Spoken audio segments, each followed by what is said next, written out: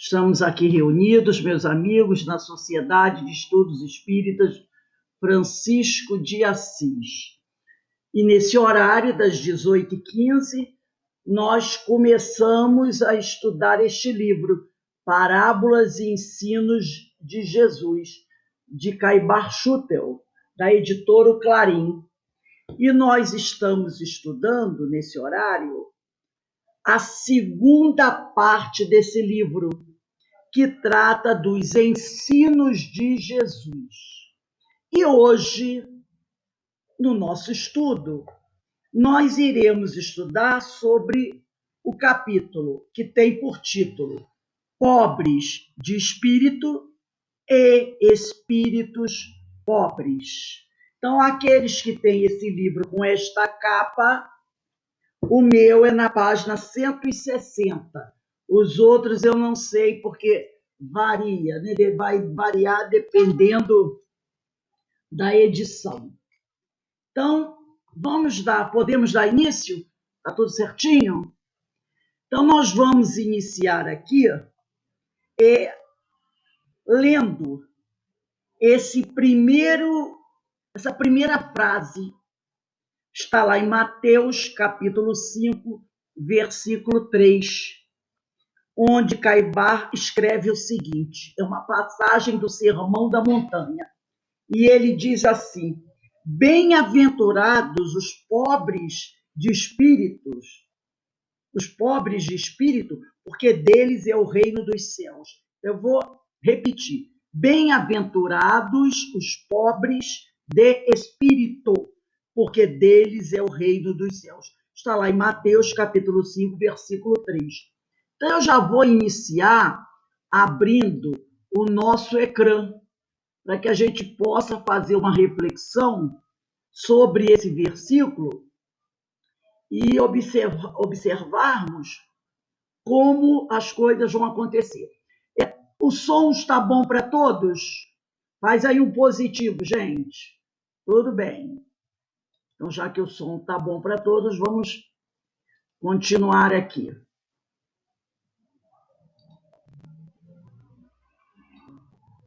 Bem-aventurados os pobres de espírito. Está lá no capítulo 5, versículo 3. Então, é uma passagem do Sermão das Bem-aventuranças, que é conhecido como Sermão da Montanha. A alegria é o principal tema das bem-aventuranças. Não resta dúvida nenhuma, né? Então, a alegria é o principal tema. Porque as pessoas, quando falam em Jesus, tem pessoas que pensam só em tristeza, só lembram de Jesus crucificado, de Jesus martirizado na cruz. Mas não. Jesus trazia alegria junto com eles. Então, a alegria, a verdadeira alegria, é porque as pessoas, elas não têm uma noção correta do que seja a verdadeira alegria, como nos ensina Francisco de Assis. Francisco de Assis tem uma passagem belíssima, narrando o que é a verdadeira alegria. Depois eu recomendo vocês procurarem. Bota lá no Google. A verdadeira alegria segundo Francisco de Assis. Então, Jesus trazia a verdadeira alegria dentro dele. E essa alegria é o principal tema das bem-aventuranças. A palavra bem-aventurado vem do grego makarios, um adjetivo que basicamente significa ser feliz. Mas não no sentido usual de felicidade que a gente conhece, baseada em circunstâncias positivas. Porque a nossa ideia de alegria é assim: está tudo bem, que eu estou numa alegria, numa felicidade danada. Algo deu errado ou não saiu como a gente pensava, a gente já põe a cara fechada, já faz já toma aquele aspecto de tristeza e diz: eu sou infeliz. Percebeu? Então, esse é o nosso conceito de felicidade, Essa nossa ideia de alegria, tá tudo maravilhoso, né? Saiu meu 13º, saiu isso, saiu aquilo, recebi pagamento, ganhei na loto, tô com saúde, o problema foi na casa do vizinho, não foi na minha casa, estou alegre. Mas como disse Enira Pinto, naquela página da exortação do livro Levanta-te e Anda, basta que uma leve sombra, uma nuvem levemente cinza apareça bem longe do horizonte e eu já começo a tremer e já digo assim, meu mundo caiu, como diz a música. Então, a palavra bem-aventurado vem dessa palavra grega, Makarios,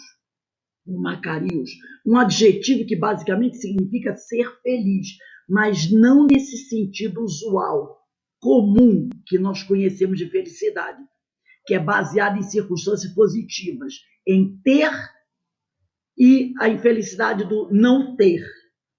A nossa alegria, a nossa felicidade caminha muito por aí, né? Na questão da posse, na questão do ter. Simplesmente significa feliz no sentido verdadeiro da alegria interior. A palavra bem-aventurado, na verdade, nos fala de uma profunda e permanente felicidade que, segundo Jesus Cristo, pertence a todos os que possuem as qualidades descritas por ele nas bem-aventuranças.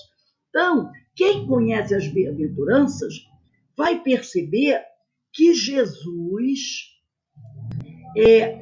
descreve nelas, né, uma série de qualidades. Então, aquele que é possuidor dessas qualidades ou que está fazendo um esforço para obter essas qualidades é uma pessoa feliz. Então, no mundo em que nós vivemos, está um pouquinho difícil ainda para nós sermos possuidores de todas aquelas qualidades que o Senhor elenca no Sermão da Montanha. Mas se a nossa consciência apoia a ideia de que nós estamos fazendo esforço para obter essas qualidades, então nós já podemos nos considerar pessoas felizes. E essa é a ideia da bem-aventurança. Aí nós vamos ver aqui, relembrar, porque a Denise já nos trouxe isso na aula passada, relembrando essas bem-aventuranças. Então está lá em Mateus capítulo 5, versículo de 3 a 12. Vendo as multidões, Jesus subiu ao monte e se assentou. Seus discípulos aproximaram-se dele e ele começou a ensiná-los dizendo, repare que essa bem-aventurança que vamos estudar hoje, ela é a primeira, é o primeiro alerta de Jesus. Bem-aventurados os pobres, os humildes de espírito, porque deles é o reino dos céus. Então esse é o primeiro alerta, a primeira chamada de atenção do Senhor. Bem-aventurados os pobres, os humildes de espírito, porque deles é o reino dos céus. Bem-aventurados os que choram, porque eles serão consolados. Bem-aventurados os mansos, porque eles herdarão a terra. Bem-aventurados os que têm fome e sede de justiça, porque eles serão fartos. Bem-aventurados os misericordiosos, porque eles alcançarão misericórdia. Bem-aventurados os limpos de coração, porque eles verão a Deus. Bem-aventurados os pacificadores, porque eles serão chamados filhos de Deus. Todas as deixa eu voltar aqui um instantinho só para ver se não pulou nenhuma. Bem-aventurados os que têm sido perseguidos por causa da justiça, porque deles é o reino dos céus. Bem-aventurados sois quando vos injuriarem, vos perseguirem e, mentindo, disserem todo mal contra vós por minha causa. Alegrai-vos e exultai, porque grande é o vosso galardão nos céus, pois assim perseguiram aos profetas que existiram antes de vós. Então a gente percebe que o Senhor aí elenca uma série de qualidades. E ele deixa claro para a gente que aqueles que são possuidores dessas qualidades, ou que estão se esforçando por obtê-las, são bem-aventurados, são criaturas que estão conquistando a verdadeira felicidade, são criaturas alegres. Então muda totalmente essa nossa ideia pequena de alegria e de felicidade. Porque essa nossa ideia é muito restrita. É muito restrita. Ele mostra aqui que muitas vezes a pessoa pode estar enfrentando alguma dificuldade, mas isso não a impede de viver a verdadeira alegria. E na nossa ideia pequena é o seguinte: choveu, molhou a minha roupa, já perdi a minha alegria. Perceberam? Já perdi a minha alegria. Então, essa ideia de alegria que traz as bem-aventuranças é muito mais ampla do que essa ideia que nós costumamos ter, que são coisas, estão acontecendo conosco coisas positivas, estou numa imensa alegria. Não estão? Estou muito triste. Então, a gente vai entendendo melhor as coisas. Então, vamos prosseguir aqui. Gente, desculpe o barulho, mas aqui é beira de rua e às vezes é complicado.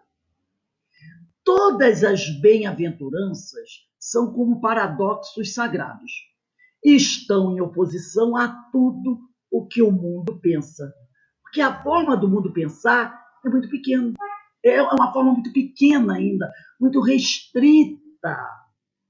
Por isso que as bem-aventuranças costumam estar em oposição a tudo que o mundo pensa, a tudo que o mundo proporciona.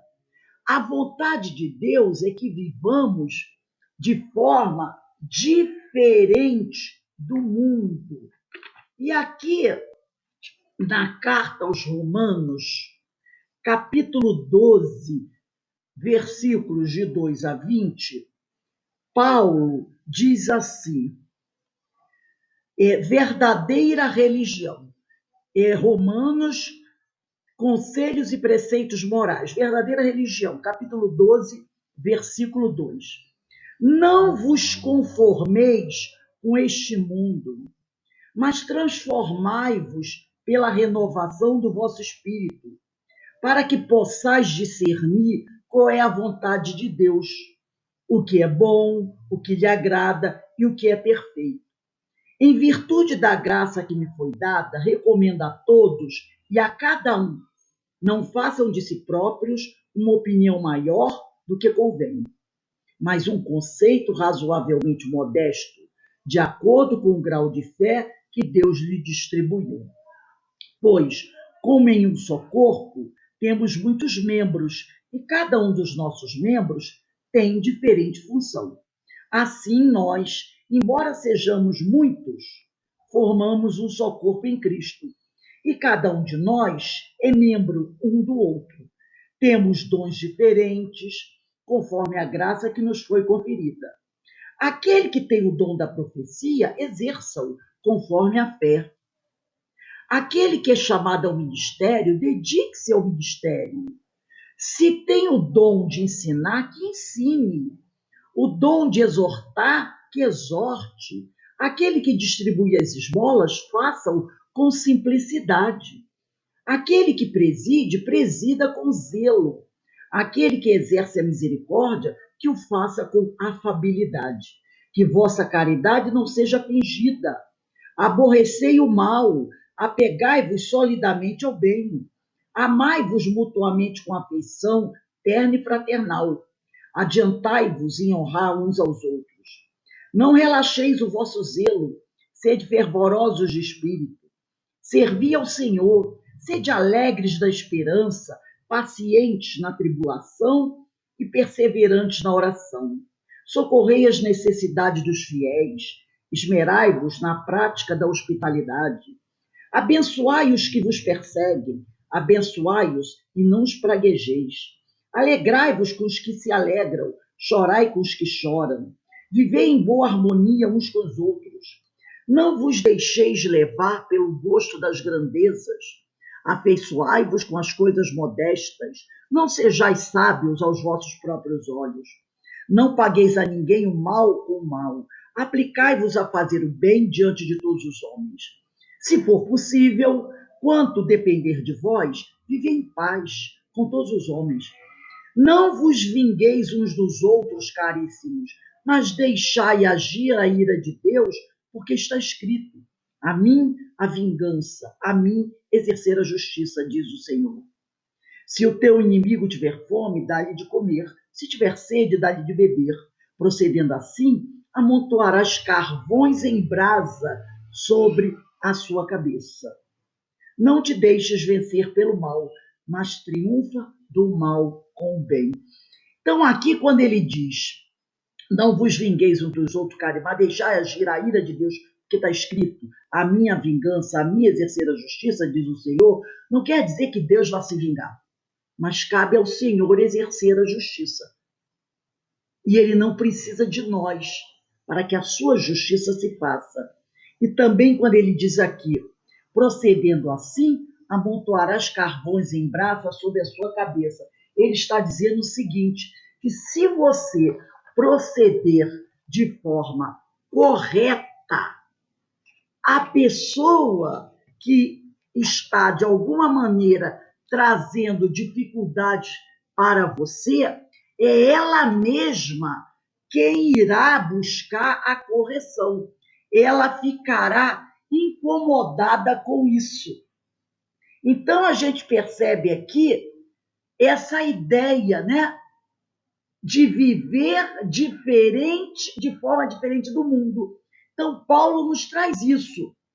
Ele diz que o homem feliz está em viver de forma diferente dos padrões mundanos. E Paulo fez aqui uma dissertação de como viver diferente de como o mundo fala. Ele diz que se você viver desta forma, como ele falou aqui, que é realmente a forma como Jesus ensinou, amando a Deus sobre todas as coisas e ao próximo a ti mesmo, nós seremos verdadeiramente felizes. Então, mudando totalmente a nossa ideia de o que é ser feliz. Porque o mundo apresenta uma forma diferente dessa forma que o Paulo nos apresenta, que é a forma ensinada por Jesus. A vontade de Deus é que sejamos felizes. Essa é a verdadeira vontade do Senhor. Deus quer que sejamos abençoados e nos concede princípios, são esses que o Paulo descreveu aqui, por meio dos quais podemos sê-lo. Isto começa com esse terceiro versículo, que é a primeira bem-aventurança do Sermão do Monte. Bem-aventurados os pobres em espírito, pois deles é o reino dos céus. Então, esses são os princípios que nos podem levar a ser felizes. E esse é o primeiro que Jesus elenca nas suas bem-aventuranças. Por que Cristo começa com os pobres humildes de espírito? Porque simplesmente, enquanto não formos humildes de espírito, não poderemos receber a graça, não seremos considerados cristãos. Simplesmente. Não é esse o título que a gente tanto deseja? Eu quero muito ser um discípulo de Jesus. Eu quero muito seguir os ensinos do Mestre. Mas Para seguir os ensinos do mestre, eu preciso possuir essas qualidades elencadas no Sermão do Monte. Ensinos que o Mestre Jesus trouxe para todos nós. O que ele nos ensinou. E a humildade é colocada logo no início. Então, se não formos humildes, se não formos simples de coração, pobres de espírito, nós não poderemos ser chamados de cristãos. Por isso, ele coloca logo do início isso. Quer ser meu discípulo? Seja humilde. Lembre-se do que eu disse. Eu vim para servir, e não para ser servido. Quem está servindo é humilde. Então, nós temos que aprender a servir como Jesus nos ensinou naquela reunião que ele fez na última ceia, né? A cerimônia do lava-pés, lembra? Ali ele deu exemplo de humildade. Ele estava ali para servir os seus companheiros. Então, esse é o primeiro ponto daquele que quer ser considerado como um cristão. Ele precisa ser humilde, pobre de espírito. Há duas palavras no grego para pobres ou humildes. A primeira chama-se penasse. Penasse significa que você pode se sustentar. Descreve um homem que trabalha para suprir suas próprias necessidades. Ele não é rico, mas também não é miseravelmente pobre. Ele tem o suficiente para as coisas de primeira necessidade. Então, tem aquele homem que é pobre, mas que consegue se sustentar e não é pesado a ninguém. Isso me lembra Paulo. Lá em Atos dos Apóstolos, se eu não me engano, tem um momento que ele diz assim: eu nunca fui pesado a ninguém. Sempre trabalhei para sustentar a mim e aos meus. Lembro que ele fazia tendas. E quem leu Paulo Estevam já viu isso várias vezes. Toda vez que ele chegava a uma cidade, eles procuravam abrir uma barraquinha, uma tenda, para ali trabalhar com tecelões e fazerem rede, cabanas. E aqueles que não tinham a habilidade de tecelão procuravam logo um emprego no comércio local. Então, isso aparece muitas vezes. Pedro chega a um local com os companheiros, sabem que a maioria da população que se encontra ali é uma população muito pobre, que ele não pode ficar, quando ele pretendia ficar um tempo mais longo numa pequena cidade, ele sabe que não poderia ficar dependendo da boa vontade das pessoas, porque as pessoas, da maioria delas, que os recebiam eram pessoas pobres. Então ele logo dizia, cada um de nós vai procurar o que fazer. Eu vou armar aqui a minha barraca, vou começar a fazer as tendas, vou começar a fazer rede, e vocês procurem aí no comércio local para ver se vocês conseguem uma vaguinha no emprego, em alguma barraca, alguma loja, para trabalhar.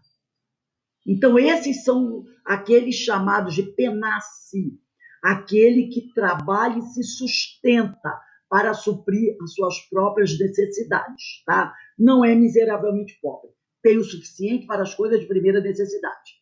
Então, no grego, para pobres e humildes, tem duas palavras para representar o pobre ou humilde. A primeira é penasse. A segunda é pitocas, ou pitocas. Descreve a pobreza total. Significa que você é tão pobre que precisa mendigar. Você não tem recursos, nem para viver. Você depende totalmente de outra pessoa. Então, pitocas é essa pessoa que tem uma pobreza total, que precisa mendigar, que não consegue trabalhar, que não consegue se sustentar e fica dependente de outra. Enquanto penasse descreve o homem que tem pelo menos pão em sua mesa, pitocas ou pitocas fala do homem que não tem absolutamente nada. E aí vem a pergunta: como um homem nessas condições pode ser feliz? Não é? Bem-aventurados os pobres e humildes. Aí a gente já começa.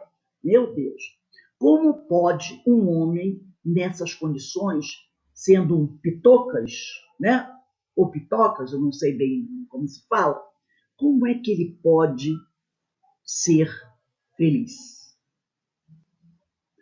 A gente cansa de ver isso, né? A gente anda pela rua, aí a gente escuta bem-aventurados os pobres, né? Bem-aventurados os humildes, bem-aventurado é feliz. Aí você vê alguém ali naquela situação e pensa, meu Deus, como é que esse homem pode ser feliz? Bem-aventurados os pobres de espírito, pois deles é o reino dos céus. Mateus 5,3. Como é que é? Como é que é isso, Senhor? Explica para a gente com mais profundidade. E o título do texto é Pobres de Espírito e Espíritos Pobres. Como é que é essa história? Feliz, sendo um pitocas, não tendo como sobreviver, vivendo, dependendo do outro. Agora vamos voltar aqui ao nosso texto, para que a gente possa, seguindo aqui o pensamento do Caio Barchuter, entender melhor essa interrogação. Como é que é? Bem-aventurados os pobres de espírito, pois deles é o reino dos céus? Como é que é isso? Porque no mundo que nós vivemos, no mundo material que nós vivemos, fica difícil a gente conseguir juntar essas duas coisas, não é? A gente entende. Tem muitas pessoas que vão dizer, isso é um absurdo, isso é uma balela. Não consegue encaixar uma coisa na outra.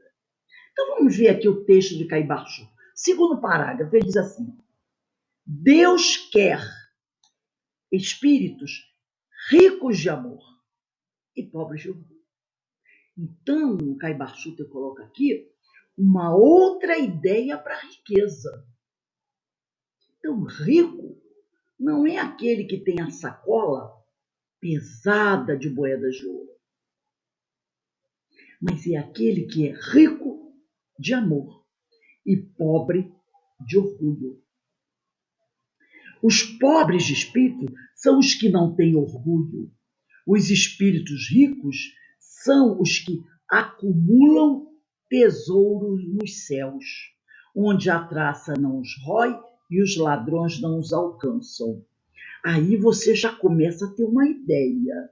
Porque quando você começa a pensar, aí você começa a lembrar, caramba, eu conheço muita gente, eu vejo, né? Que a gente observa.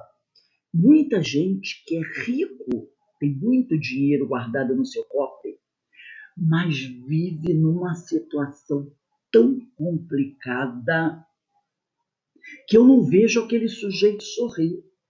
Muito pelo contrário, sempre envolto em muitas dificuldades, sempre envolto em muitos medos, em muitas tristezas. É igual aquela pessoa que quando conta uma mentira, daqui a pouco tem que contar outra mentira para justificar a primeira mentira, depois tem que contar a terceira para justificar a segunda. Quando o sujeito vai ver, ele está mais enrolado do que tudo, está na beira do abismo, mas o seu cofre está cheio de ouro. Então ele diz, os espíritos ricos são os que acumulam tesouros dos céus, onde a traça não os rói e os ladrões não os alcançam. São aqueles que estão se esforçando para se melhorar. Porque esse é o nível dos espíritos que habitam o planeta Terra na atualidade, planeta de provas e expiações.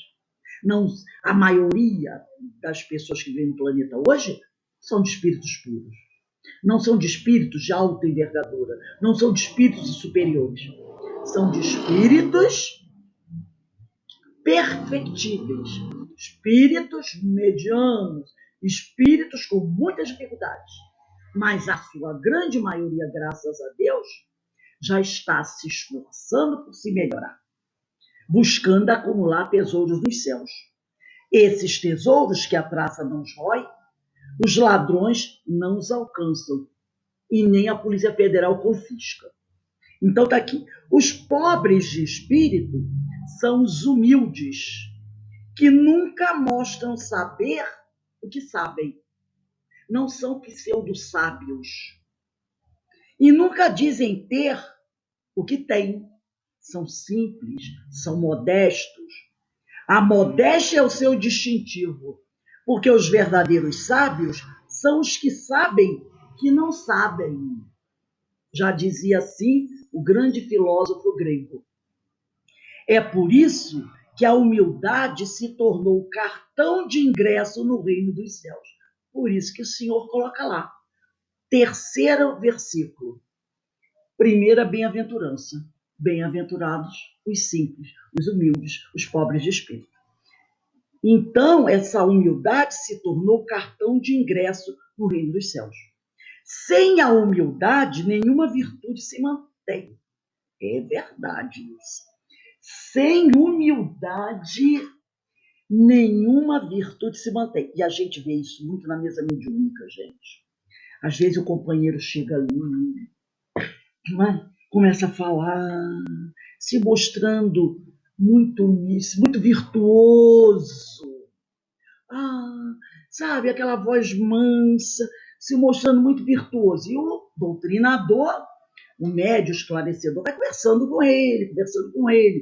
De repente, quando o médio esclarecedor toca num assunto mais delicado, ele demonstra, através de uma palavra, de uma frase, que ele não tem aquela virtude. Por quê? Porque ele não tem humildade. E sem a humildade, ele não vai conseguir continuar mostrando ser possuidor de uma virtude, daquela virtude. Aí ele mostra que ele não tem essa virtude, porque ele não consegue fingir ser humilde. Uma hora a máscara cai. A humildade é o propulsor de todas as grandes ações e rasgos de generosidade, seja na filosofia, na arte, na ciência, na religião. Bem-aventurados os humildes, deles é o reino dos céus. Os humildes, diz aqui Caibar, são simples no falar, sinceros e francos no agir, não fazem ostentação de saber, nem de santidade. Abominam os bajuladores e servis, que é diferente de se fazer servo. Percebeu? Nós precisamos ser servos dos nossos irmãos. Mas isso ser servil é outra coisa. Então, abomina os bajuladores e servis. E deles se compadecem. No meu livro está escrito uma palavra errada. Está escrito humanidade, mas não é humanidade, é humildade. A humildade é a virgem sem mácula que a todos discerne, sem poder ser pelos homens discernida. Então, a humildade é a virgem sem mácula, que a todos discerne, sem poder ser pelos homens discernida. Então, a humildade, ela, vamos dizer assim, separa os homens. Os humildes, né? Os orgulhosos dos humildes. Mas o homem ainda tem dificuldade de compreender o que é a verdadeira humildade. Tolerante em sua singeleza, compadece-se dos que pretendem afrontá-la com o seu orgulho. Cala-se as palavras loucas dos papalvos, né? Suporta a injustiça, mas folga com a verdade. Então, tolerante em sua singeleza, compadece-se dos que pretendem afrontá-la com seu orgulho. A humildade, né?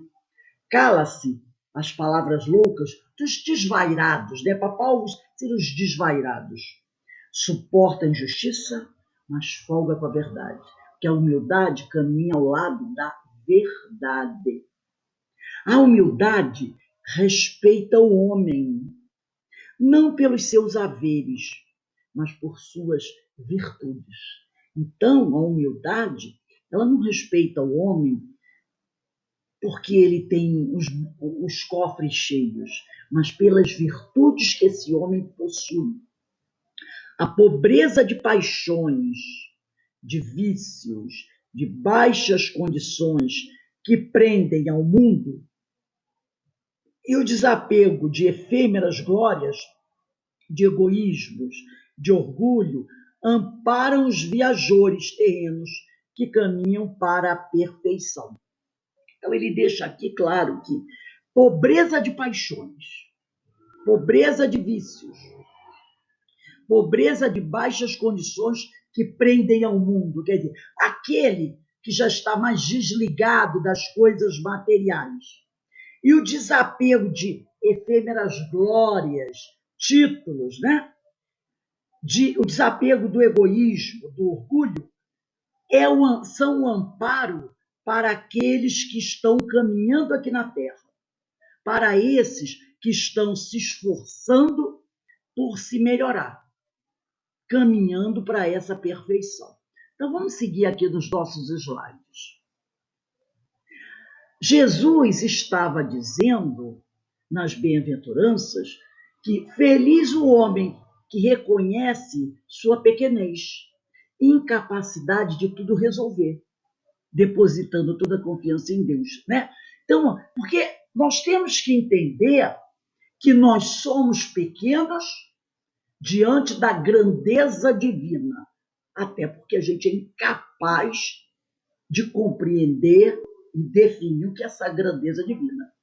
E também precisamos entender que nós não temos o conhecimento absoluto de tudo, porque o conhecimento absoluto está no Senhor.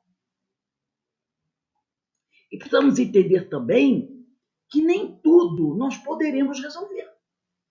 Existem coisas que fogem à nossa capacidade.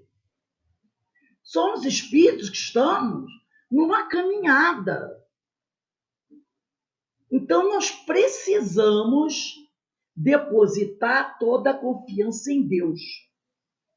Lembra daquela passagem do Evangelho, não sei se vou me lembrar bem, onde ele diz assim, que o Senhor veste o pássaro, né? Que o Senhor cuida de toda a natureza.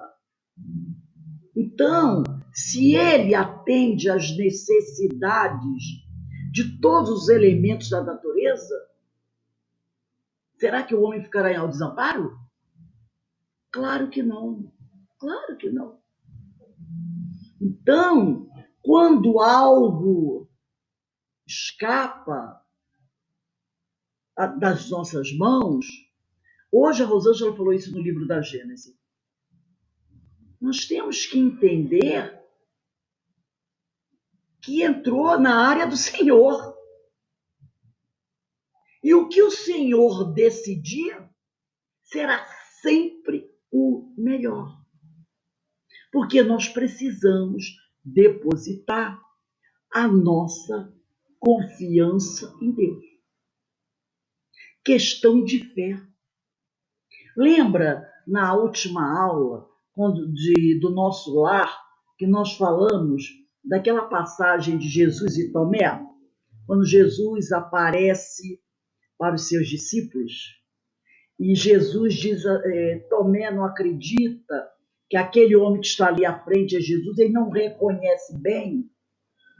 E aí Jesus estica a mão e diz, Tomé, toca aqui.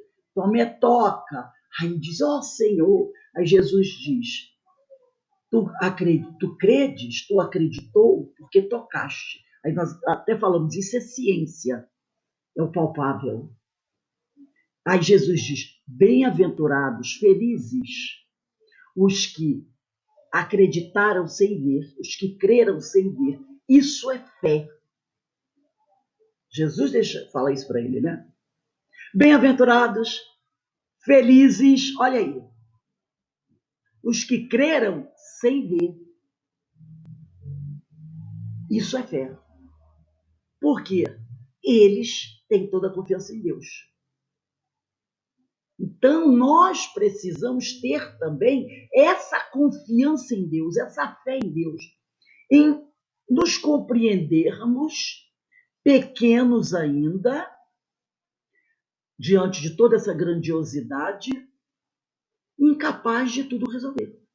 E quando percebermos que fizemos tudo o que era possível, mas não conseguimos alcançar aquele resultado que desejávamos, temos que confiar em Deus. O que tiver que acontecer, vai acontecer. É a vontade do Senhor. Fizemos o esforço. Clamamos ao alto. Lembra de Moisés? Na luta contra os amalequitas? Levamos o nosso pensamento ao alto e pedimos ao Senhor forças. Ele derramou sobre nós o seu amor, a sua energia, a sua força, mostrando que o auxílio vem do alto. E aí, portadores dessa bênção do Senhor, vamos à luta, continuamos a batalha e com certeza sairemos vitoriosos. Não é uma questão de ser financeiramente rico ou pobre. O que importa é a maneira como o homem encara a si mesmo.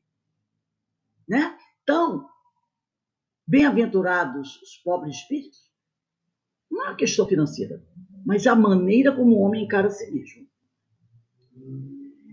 O que significa ser pobre de espírito em termos práticos?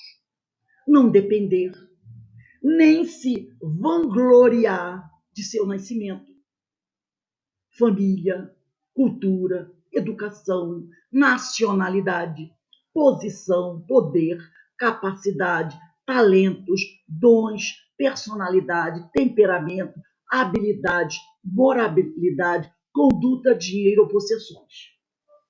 Não depender disso para viver. Buscar ser um penace, não é? Trabalhar, se esforçar para conseguir o que possui e não se vangloriar de nada disso. E se precisar ser aquele outro que nada possui, aceite ajuda com humildade, não é? Aceite ajuda com humildade. Vamos voltar aqui que eu quero pegar a palavra, lá aquela palavra pitocas, né? Se formos pitocas, aquele que não tem absolutamente nada, que possamos sê-lo com humildade, e compreendendo que estamos vivendo o possível, mas que infelizmente não temos. Então, que aceitemos ajuda com amor e humildade. Por favor, eu pediria para você, alguém aí ligar o microfone, que está acontecendo a interferência. Vamos voltar agora ao nosso livro. O texto diz assim, o texto do livro. Foi esta a pobreza que Jesus proclamou. Pobreza de sentimentos baixos, pobreza de caráter deprimido. Quantos pobres de bens terrenos julgam ser dignos do reino dos céus? Entretanto, são almas obstinadas e endurecidas. São seres degradados que, sem coberta e sem pão, repudiam a Jesus e se fecham nos redutos de uma fé bastarda que, em vez de esclarecer, obscurece, em vez de salvar, condena. Então, ele está falando aqui que existem alguns pitocas, não é? Pitocas ou pitocas, aquele que não tem nem onde, não tem um pão para comer, que vive dependendo da ajuda do outro, mas que, apesar de ser um pobre de bens terrenos, são pessoas altamente orgulhosas. Porque às vezes a pessoa diz assim, todo pobre é tão humilde. Não é. Isso não é verdade. E todo rico é muito orgulhoso e vaidoso. Isso também não é verdade. Não é verdade. Então ele diz aqui, quantos pobres de bens terrenos, pobres de bolso vazio, né? Aquele pitocas ou pitocas, que não tem nem um pão para comer, quantos pobres de bens terrenos julgam ser dignos do reino dos céus? E, entretanto, são almas obstinadas e endurecidas.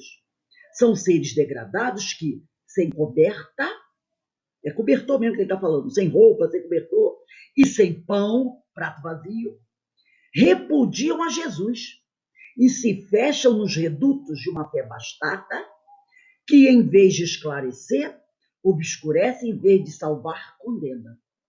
Não é a ignorância, e aqui Caibá faz um alerta, não é a ignorância e a baixa condição, quer dizer, a pobreza, ser um pitocas, que nos dão o reino dos céus, mas sim os atos nobres. E quais são esses atos nobres?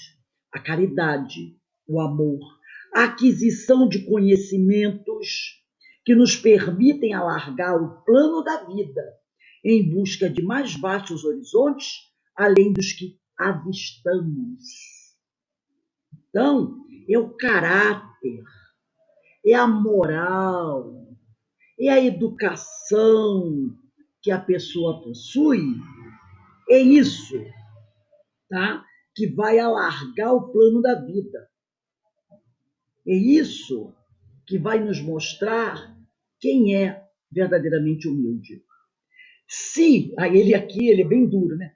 Se da imbecilidade viesse a pobreza de espírito, que dá o reino dos céus, os nécios, quer dizer, os ignorantes, os cretinos na questão de ser doente, né?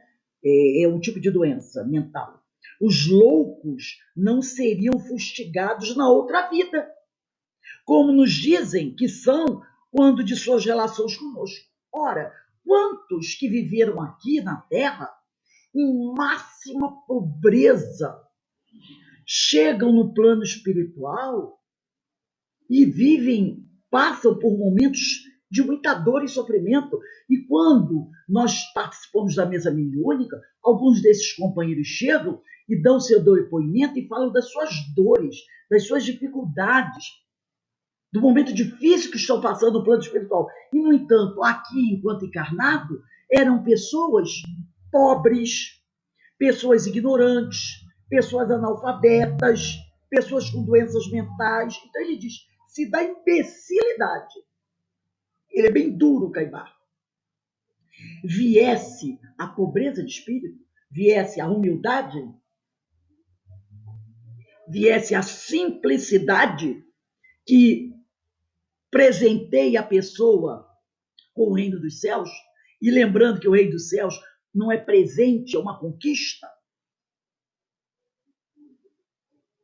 Como explicar isso? Né? Porque não é isso que acontece.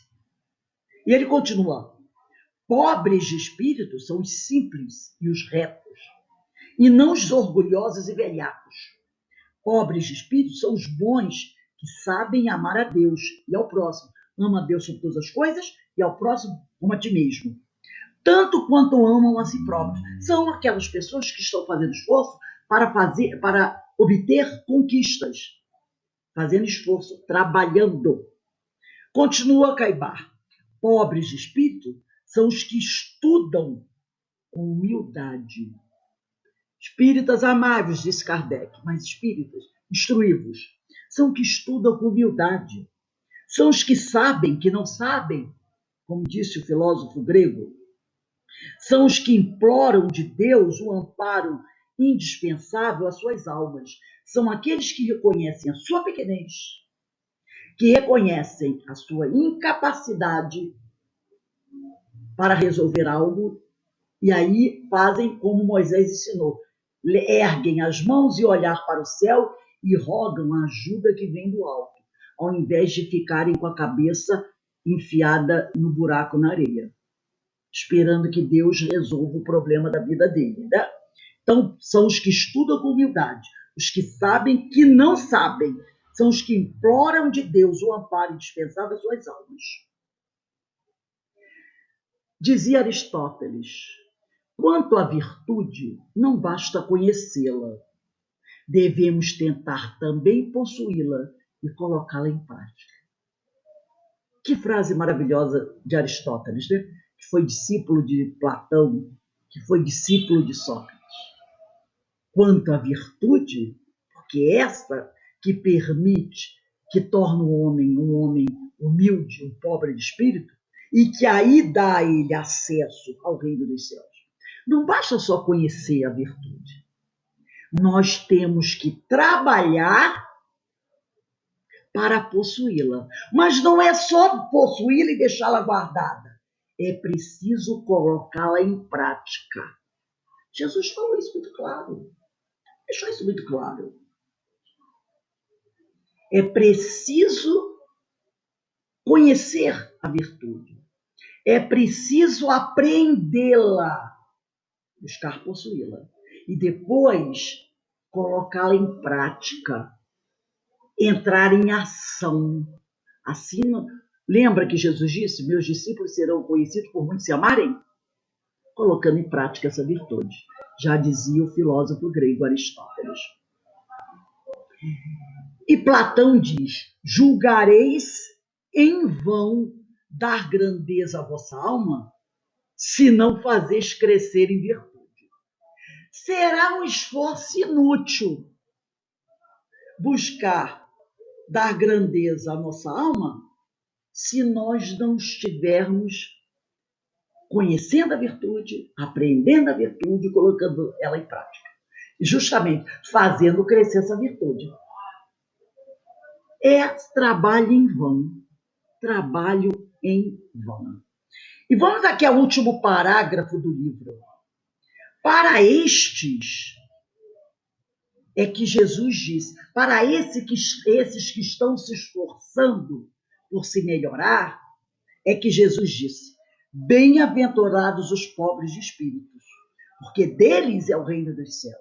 Desses que estão aí, no campo de batalha, trabalhando. Ficou difícil? Lembra Moisés, eleva o pensamento ao alto, eleva as mãos, pede ajuda ao Senhor, que Ele envia ajuda. Mas nós continuamos na batalha fazendo a nossa parte. Esforço contínuo. E é isso que Jesus diz. É para estes que Jesus diz, bem-aventurados, felizes, alegres sejam vocês, pobres de espírito, porque é de vocês o reino dos céus. Para nós encerrarmos, né? Vamos lembrar essa passagem que está no Evangelho segundo o Espiritismo, capítulo 7. Bem-aventurados os pobres de espírito, no item 11. Todos os homens são iguais na balança divina. Não existem privilegiados. Somente as virtudes os distinguem aos olhos de Deus. Todos os espíritos são da mesma essência. Todos fomos criados simples e ignorantes. E todos os corpos foram feitos da mesma massa, fluido cósmico. Vossos títulos e vossos nomes em nada a modificam.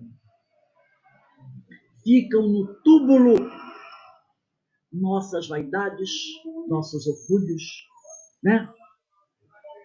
Nossos títulos. Não a vaidade e o orgulho, isso segue com a gente, mas os títulos que por nossa vaidade e orgulho lutamos, matamos para conquistar. Nossos nomes grandiosos, né? Imperador tal, senhoria tal, né? Excelência tal, ficam no túmulo. em nada modificam essa balança divina. Não são eles que dão a felicidade prometida aos eleitos. Então, que a gente relembre disso aqui. Nós, muitas vezes, buscamos o mundo para alcançar essa felicidade prometida aos eleitos, que é a posse do reino dos céus. Mas o mundo não as pode dar. O mundo não pode dar essa felicidade prometida aos eleitos. Sim, as virtudes. Então tá lá. Todos os homens são iguais na balança divina. Somente as virtudes distinguem os olhos de Deus. Aí a gente lembra aquela balança antiga, né, com 2 pratos? Lembra? Como é que a balança vai pesar? Porque se colocar os homens ali, todos são iguais. O que vai fazer uma balança pesar, um prato pesar mais do que o outro? São as virtudes que os homens conquistaram. E a nossa diferença nos vários degraus ou nas várias faixas evolutivas serão caracterizadas pelas conquistas das nossas virtudes, pelo esforço que cada um de nós está fazendo para se melhorar. Porque todos fomos criados simples e ignorantes. Temos a mesma essência, os nossos corpos foram feitos do mesmo material. Os títulos que conquistamos, isso não influencia em nada, só aqui na Terra. Não podemos levar conosco. O que é que podemos levar? Só podemos levar as nossas virtudes. Então, o que é que nós temos que verdadeiramente correr atrás? É aquilo que muitas vezes a gente não busca conquistar, são as virtudes. Porque são elas que vão fazer a grande diferença. Não são os títulos. Então, que nós possamos lembrar dessa frase de Jesus, que é o primeiro alerta do Senhor, no Sermão do Monte. Bem-aventurados os pobres de espírito, porque deles é o reino dos céus. Porque se eu me considero cristão, se eu quero carregar no peito o título de cristão, eu preciso ter essa bem-aventurança. Eu preciso ser pobre de espírito. Caso contrário, como disse Platão, vai ser um esforço que não vai levar a nada se eu não colocar essas virtudes, se eu não fizer um esforço para fazer essas conquistas, né? A conquista dessas virtudes. Alguém gostaria de falar alguma coisa sobre esse estudo, sobre esse tema que nós conversamos hoje? Abre aí o microfone, Denise, se você quiser falar. E aí, Ana, o que você tem feito aí para conquistar aí algumas virtudes? Já que vocês não perguntam, eu pergunto. Eu tô trabalhando isso, correndo atrás. Mas é difícil, né? É trabalhoso. Difícil não é não. Joana fala Agora mais. sim. É trabalhoso, mas não é impossível. Isso é cada dia, né? Passo a passo. Exatamente. Mas nós precisamos, por isso que nós precisamos sempre buscar nos esforçarmos. Não podemos ficar esperando cair do céu. Não podemos ficar esperando que Deus faça a nossa parte, não é verdade? Então, os estudos que a gente tem feito ultimamente, eu não sei se vocês já repararam isso, passando até lá pelos Hebreus, vem chamando muita atenção a gente dessa questão, porque muitas vezes nós ficamos esperando cair do céu. Tem aquela ideia assim, o Senhor vai resolver isso. o Senhor vai, né, vai resolver isso. E, na realidade, não tem essa coisa do Senhor resolver para a gente. Então, nós é que temos que chegar lá, que fazer um esforço. Né? Com certeza, o Senhor vai nos ajudar. Com certeza. Mas nós precisamos fazer a nossa parte.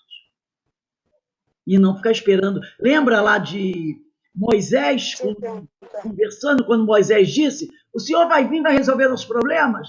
E o Senhor disse, levantou o dedinho e disse assim: peraí, como é que é o negócio? Como é que é o negócio? Diga aos homens que marchem. Não foi que ele disse? Esforce, né? Aos homens que caminhem, que marchem. Fica esperando, não. Fala, Inês. Oi, amiga. Fala. Olha, eu acho isso que você falou, está muito interligado, sabe? A tudo isso, principalmente ao estudo do hoje, sabe? Eu fiz essa conexão para mim. Aí, agora, quando você falou, eu confirmei, entendeu? Eu acho, sim, que o estudo dos Hebreus, amanhã eu vou até faltar, porque eu vou tirar os pontos, né? Mas ele tem dado uma base muito grande, porque eu já estudei o Antigo Testamento pela luz do Espiritismo, mas, olha, eu nunca havia estudado assim. Então, eu acho que são as colocações que nos enriquecem e da maneira como elas são nos colocadas, né? Que nos aplicar a essas virtudes no dia a dia. Com muito trabalho, mas com aquela perseverança. Veja assim. É isso aí. Então, meus amigos, nós vamos encerrando aqui a nossa reunião da noite de hoje, de estudos, às 19h40. O nosso palestrante já está aí, é o Alberto. O Alberto vai fazer a nossa palestra de hoje e ele vai falar sobre o Evangelho segundo o Espiritismo, capítulo 11, item 9. 19h40 estaremos iniciando aqui. Eu vou pedir para a nossa companheira Ideína fazer a nossa prece de encerramento.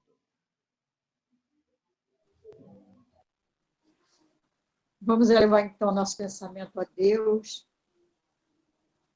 Pai da vida, de amor e bondade, o nosso Mestre Jesus, querido irmão amigo, pela grande oportunidade desses ensinamentos, onde tanto buscamos, ouvimos, e cada dia descobrimos que estamos caminhando passo a passo, muito lento, mas que com certeza estamos sempre sendo amparados e instruídos a seguir adiante.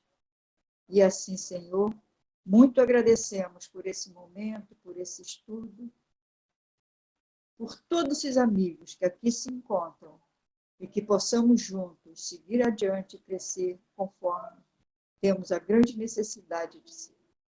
E assim, Deus de misericórdia, dai-nos a sua bênção, dai-nos a sua paz. E muito agradecida somos, Senhor, hoje, agora e sempre. Que assim seja. Graças a Deus.